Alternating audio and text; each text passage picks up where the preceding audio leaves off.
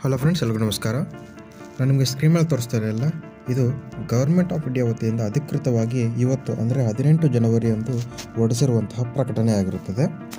ಇಲ್ಲೇನಿದೆ ಅಂದರೆ half day closing till 2:30 PM for the central government offices, central institutions and central industrial establishments on 22nd January 2024. The Ram Lalla Pran Pratishthan at Ayodhya will be celebrated on 22nd January 2024 across India.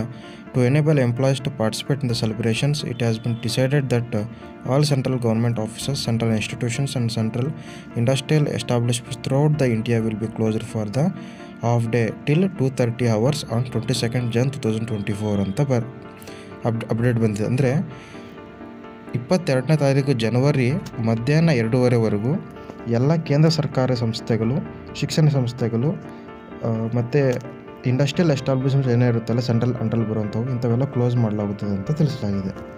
So ಇದು friends, ಇದೀಗ ಸರ್ಕಾರದಿಂದ update ಬಂತು, ನಿಮಗೆ ತಿಳಿಸೋಣ ಅಂತ video ಮಾಡಿದೆ. ಇದೇ ರೀತಿ ಸರ್ಕಾರದಿಂದ ಬರುವಂಥ ಹೆಚ್ಚಿನ ವಿಡಿಯೋಗಳಿಗಾಗಿ ನಮ್ಮ ಚಾನಲ್ಗೆ ಸಬ್ಸ್ಕ್ರೈಬ್ ಮಾಡಿಕೊಳ್ಳ್ರಿ ಮತ್ತು ವಿಡಿಯೋ ವೀಕ್ಷಣೆ ಮಾಡಿದ್ದಕ್ಕಾಗಿ ಎಲ್ಲರಿಗೂ ಧನ್ಯವಾದಗಳು. ಶುಭ ದಿನ.